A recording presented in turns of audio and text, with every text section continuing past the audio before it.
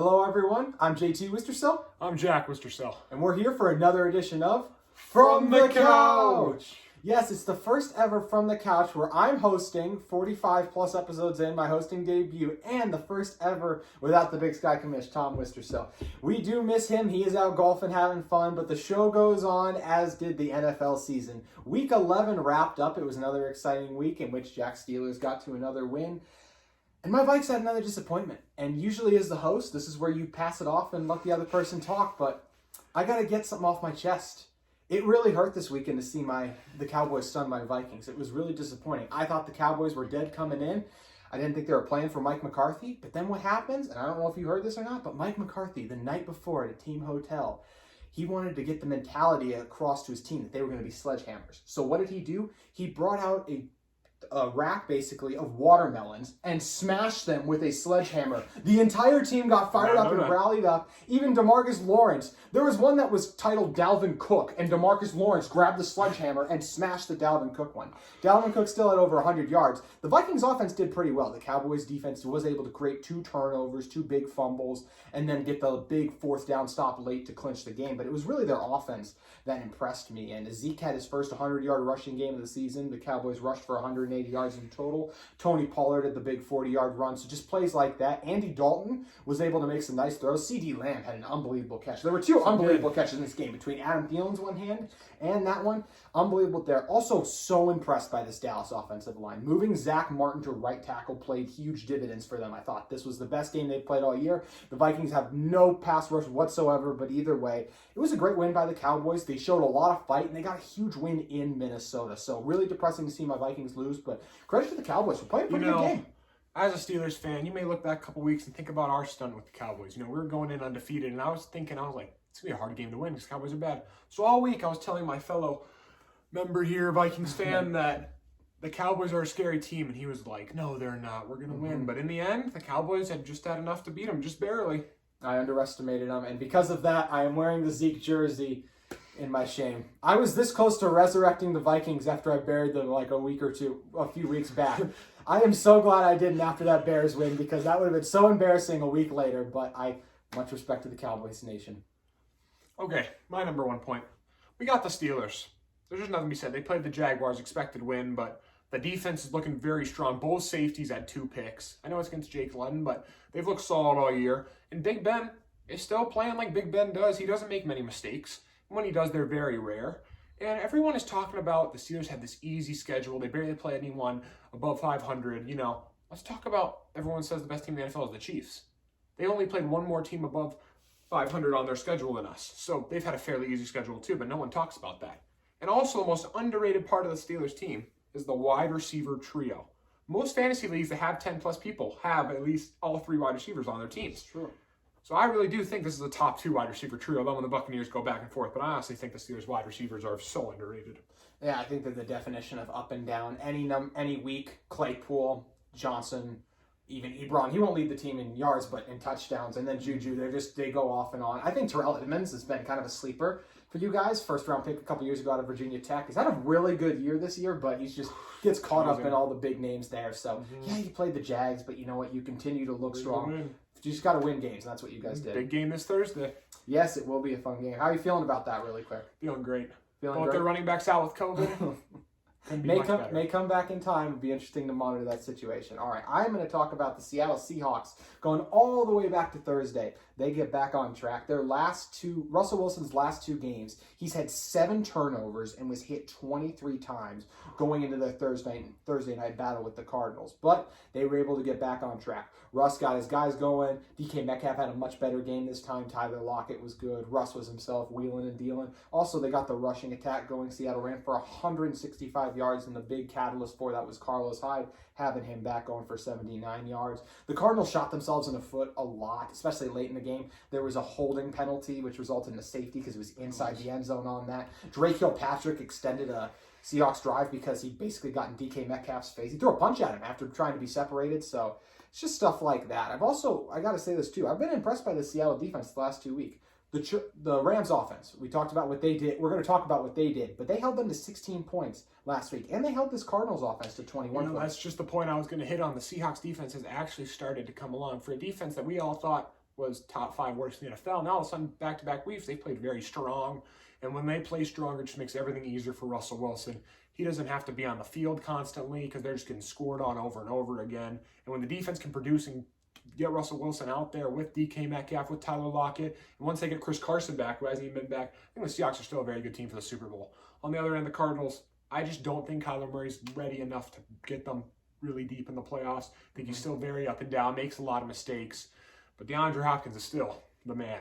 Yeah, he is unbelievable. A huge part of the Seahawks' defensive success was not only getting Jamal Adams back, but a guy you know very well from that division is Carlos Dunlap coming over there. It's 4 sacks in his time in Seattle in limited games. And last, really quick, unbelievable stat. The Seahawks have not lost 3 straight games since Russell Wilson took over as the starter back in 2013. Unbelievable. That's crazy. Well, let's talk about the Broncos and the Dolphins. Not as much hit on the game, but I'm just going to talk about certain players on their teams. For example, Drew Lock. After Drew Lock's week before, everyone thought that this man was going to not play another game for the Broncos ever. People were worried that he was actually an awful quarterback. Not sure. This week he comes back. He looks a little bit better, and the Dolphins' defense is pretty good. He didn't look strong, but he looked good enough to be a starting quarterback in the NFL. But it's really time to emphasize, is Drew Lock's bad? Is Drew Lock just bad, or do you think it's Drew Lock's offensive line? I think Garrett Bowles has actually had the best year of his career, funnily enough, but there are some other injuries along that offensive line. I think the jury's still out on Lock. I don't know. I don't think he's very good yet, but I'm willing to give him at least another year to prove he's the franchise guy. But if we see a repeat of this year, which has been a lot of inconsistency, a lot of inconsistent play, yes, he's been hurt. I think they'll move off him next year, but interesting to see. Like you said, though, that Dolphins defense is not bad. They've been really impressive as of late. Back to the Dolphins as we talk about. They should not have taken out Tua. I don't care what people say. You stick with Fitzpatrick. And we were watching the game, and when Fitzpatrick got subbed in, I literally said to him, Fitzpatrick's going to throw an interception. What's he doing on the final possession that he has? Throws an interception in the end zone. Tua doesn't make those type of mistakes. Tua doesn't make the big plays, but how do we know? We've never seen him in a tight game in the NFL. In the end, a game where he really has the ball and he has to make throws, been good to see him, good to see our performance against a team that's probably going to make the playoffs. You want to see our rookie quarterback perform there, so bad coaching decision. Yeah, Ryan Fitzpatrick. We call him Fitzmagic, but Roller Coaster Ryan wouldn't be a bad nickname either because, man, does he take you for a ride. There's lots of ups and there are a lot of downs on that show. So I'm going to talk about the other team in the big Thursday night battle, the Baltimore Ravens, and specifically their game against the Tennessee Titans, in which the Titans bounced back, and it was a really impressive performance late by Tennessee. The Titans came in losing 3 of their last 4 games, so they needed a win coming into this one to hold off the Colts right now, who I think the Colts actually have the division because of the tiebreaker. Really impressed by Indianapolis's win over the Packers there as well, but focusing on this game. Early, the Titans struggled to move the ball after that first touchdown, which is exactly what happened against the Colts last week. They scored on their first possession and then get hell out of the end zone for a while. Beat themselves a lot, interceptions, some bad penalties in there as well, so they fall down to 21-10. And the big reason they fell back was they couldn't get the run game going. Derrick Henry only had 44 rushing yards through 3 quarters. But he ended the game with 133. Oh, wow. So in the 4th quarter and overtime, he absolutely took over. And that's just Derrick Henry. He's so big and physical. It just wears you down tackling that guy, especially when you're missing Brandon Williams and Calais Campbell. And that's what happens. Many people may recall the last run that Derrick Henry had against the Ravens. May bring a lot of Ravens memories back to a playoff game a couple years ago or a year ago, where he did the exact same thing to them to win the game. Yeah. Legend has it Earl Thomas still hasn't recovered. So, but what happened with, he just gets going, and what does that allow? A.J. Brown is the unbelievable touchdown where he carries guys in the end zone. Corey Davis continues to have the best season of his career. So they came on strong and were able to take it late in overtime after that incredible Henry touchdown run he had to give him the walk-off win. For the Ravens, they have now lost 3 of their last 4 games, so they're really struggling and look to be in a lot of trouble heading to Pittsburgh for the short week in Thursday's game without Brandon Williams, Calais Campbell, and more than likely their top 2 backs, which is a really tough situation for them to be in. The only positive for Baltimore, really fun to see Des Bryant back on an NFL field. It's a non-positive. Right now, they are not in the playoffs. I would never thought a day in my life I would say the Browns, the Dolphins would be above the Ravens in the playoffs coming into this season. Yeah. It's crazy. I think it's a really good point. And it'll be interesting to see just come playoff time. Baltimore, so obviously you talked about last year. They couldn't beat Tennessee then, couldn't beat Tennessee now. They meet them in the playoffs. We'll see. The Titans have a good formula on defense to slow them down. But what's your next take? Well, I'm going to go to the younger players in the league. I'm going to the top 2 rookie quarterbacks right now. And Tua is not quite played like these guys. We're going to talk about Joe Burrow and Justin Herbert. Rip Joe Burrow. We all feel very bad, but I do think Joe Burrow is playing a lot better than Justin Herbert. Personally, I just think when you think about Justin Herbert's team compared to Joe Burrow's team, we're talking a big difference. Even though the Chargers' record's awful, they've lost a bunch of their games by under 5 points. they've played pretty well. But Joe Burrow now, we may never see him as the same. That type of knee injury where you saw his ACL, MCL, and other structural damage. I mean, this could be a type of guy we never see the same. A lot of guys in the NBA and NFL get injured once and never can come back the same. But Justin Herbert is looking like a star. I mean, if you watch him play the Chargers, don't get me wrong, their defense gives up a lot of points. They make mistakes, but Justin Herbert is just putting up points. He's throwing the ball well. His QBR is good every week. I mean, this is the type of guy that most people would never guessed. I mean, most people thought he went too high in the draft, I'm pretty sure. Most did. But they were all wrong. This is a franchise quarterback now. Yeah, two great quarterbacks. I think the gap between them is really close. The one thing they have, even though both their teams aren't great, they both have some weapons. I would take Keenan Allen and Mike Williams over T. Higgins and Tyler Boyd and A.J. Green, but both are surrounded pretty well. It's just the biggest thing for the Bengals and the Chargers' offensive line has actually surprised me with how well they've played this year. With all those injuries they have, is Bengals gotta hope if they continue to suck, which they probably won't win another game this year. They should draft Penei Sewell out of Oregon, the left tackle, because they need to continue to upgrade that offensive line. Kick Jonah Williams inside where he played at Alabama, or shift him to that right tackle. But either way, they gotta protect Joe Burrow. And man, Justin Herbert's fun to watch. I'm with you there. Played the Jets this weekend, so you know he got to put up some good numbers. All right, I'm going to move on to the Raiders now, or the Raiders and the Colts. But I'm not going to spend much time on the Colts. I'm just going to say these are two teams I'm done doubting. For a while, it was like up and down, but I gushed on the Colts so much last week versus the Titans. I'm not going to gush on them too much. Just want to shout out Julian Blackmon for his incredible, in overtime, he forced the fumble on Marquez Valdez-Scantling, which they recovered, and allowed Rodrigo Blankenship to make the big field goal. They were down 2 at the half. The Colts were 28-14 and came back to win 34-31. So once again, we see in the second half that Colts defense really respond and tighten up. So I was really impressed by that. It's funny. People don't know, but Blankenship has actually been one of the most consistent kickers in the NFL this year. Out of Georgia, what a player, and I love the goggles. You gotta love the goggles. But the other team I wanted to highlight here was the Raiders. I'm done doubting the Raiders. I was so impressed with them against the Chiefs. Now, Mahomes did his thing. 348 yards, 2 touchdowns. Also, Travis Kelce isn't getting enough hype for the season he's having. He's on pace. He might even be on pace to shatter the NFL tight end receiving yards record, which was set by George Kittle only 2 years ago. But the Raiders, to control so much of this game in the 35-31 loss they suffered, I was so impressed by them. Derek Carr, 275 yards, 3 touchdowns. The amount of checks he did at the offensive line. I'm down Derek Carr. Everyone's favorite is James Harden, because they checked out of a pass into a run more than likely, because the joke is James Harden doesn't pass. But I saw that was funny. There was tons of other creative checks. Chris Mullen, they were all enjoyed. He had a lot of control over the offense. Josh Jacobs and that offensive line continue to impress. And Darren Waller. This was the matchup between the 2 best tight ends in the NFL currently, because of George Kittle's injury and Zach Ertz as well. These are the 2 best tight ends, and Darren Waller, he is just a freak athlete. That's what I was going to hit on. Darren Waller, man, I did not expect him to be like this. I don't think anyone did. No. Think about, and it's just funny, fantasy football. Many people didn't even draft him. Yeah. Maybe people didn't even know who he was. Maybe he was a little bit good this year. Like a year ago, last year, no one drafted him. All of a sudden, we're coming this year. This tight end is a starter week in, week out. He's putting up amazing numbers, and he's Derek Carr's go-to guy now. What's incredible, because he's not a guy that was super big coming out of college. But now he's just blown up in the NFL scene. And speaking of those Raiders' weapons, what do you remember Nelson Aguilar for last year? Dropping the ball. Exactly, and he has done anything but that this year. He's been phenomenal in this Raiders offense. And they have 2 nice deep threats, because all it takes is one time for Henry Ruggs to break loose with that speed. And you got to love Hunter Renfrow out there running routes too. Raiders' young secondary did a really good job on those Chiefs receivers, I thought. Unfortunately, they played such a good game. The D-line contained. Linebackers are good for the Raiders. I love this Raiders team, and they still lost. That just shows you they're just a year or 2 away from being able to knock off the Chiefs. But give this Raiders front office credit for building a team that makes life so difficult on the Chiefs. For them to even split with the Chiefs is really impressive. Speaking of Nelson Aguilar, let's go to his old team. The Eagles versus the Browns this week. Transition. Both these teams are going to make the playoffs. What is crazy to say, because the Browns have a very easy schedule. They beat the bad teams. They lose to the good teams. That's just good enough to barely get in the playoffs. And the Eagles, I do think they're going to win their division. It is the worst division in football. They're 3-6-1, and they're leading their division, what makes no sense at all. But it is interesting. Both quarterbacks had under a 90 QBR, what's very bad. For usually at least one quarterback would play good. Baker goes 0 touchdowns, 0 interceptions. What's good, but then Carson Wentz goes 2 touchdowns, but then 2 interceptions, So just so many, both the quarterbacks just up and down.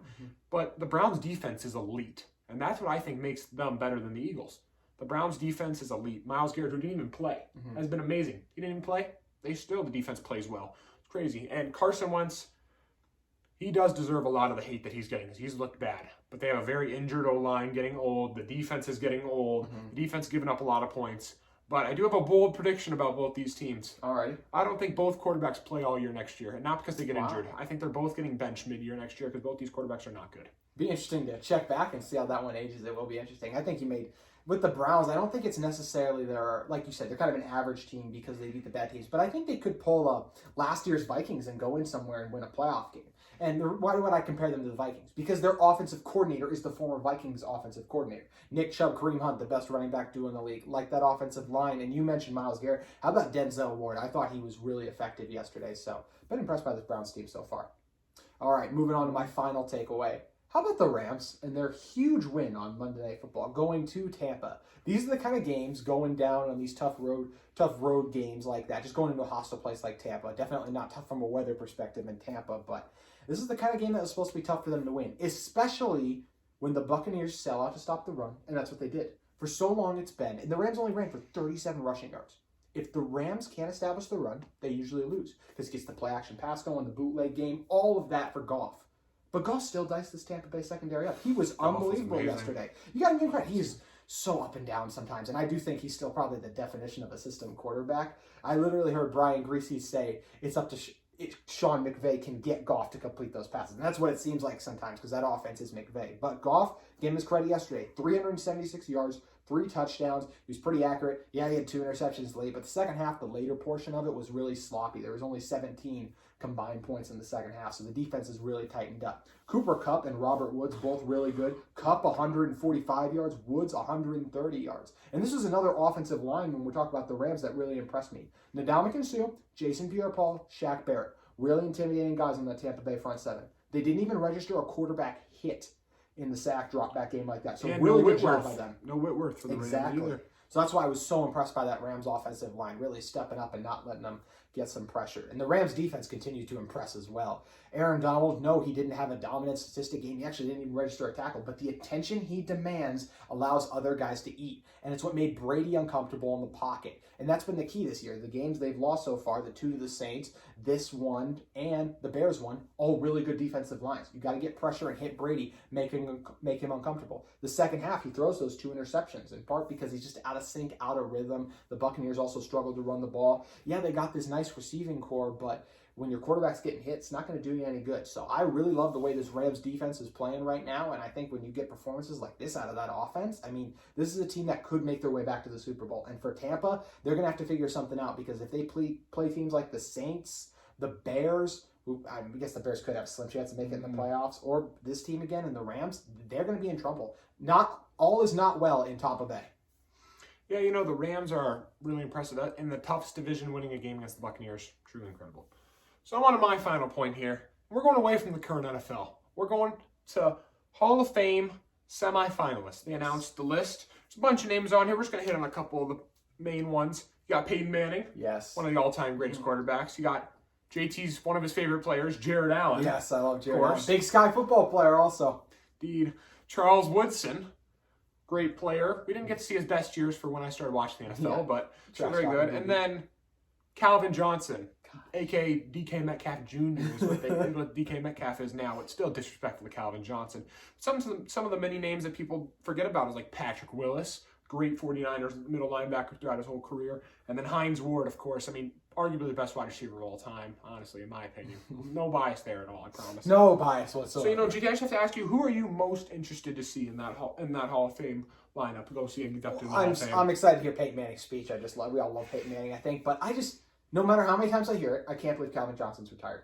It's only been 5 years, I guess, but man, it feels like almost every year for the past few years too. We've heard the rumor of some team trying to flirt him into coming back in. He was so incredible, and I think his peak is a top 5 to top 10 receiver. If he would have played the rest of his career and put up some of those better numbers, he would have had the longevity to be a top 5 guy at least. So you want to know crazy he's done, but you want to know a funny name on here that kind of shocked me a bit was Clay Matthews. Yeah, it feels like this man was in the NFL. Yeah. It feels like Clay Matthews was in the NFL 2 years ago, and then you're like, oh wait, this is his dad. This is actually Clay Matthews. That's why it was really confusing to me at first when I saw it. Yep, so it'll be interesting to see who will get inducted into the Hall of Fame out of those semifinalists. Yeah, and we still, because of COVID, we never even got the original guys. We never got their speeches as well. True. So be interesting to see what happens there. But thank you guys for joining us. It was a lot of fun hitting Week 11 of the NFL, and we are obviously very excited for Thanksgiving. 2 very so-so NFL games, but the nightcap, as long as it's going to play, should be an absolute Go doozy. Steelers! He's hoping Woo! for 11-0. I'm just hoping for a good game after some turkey. So we appreciate you guys joining us on another edition of From the Couch! See you next time.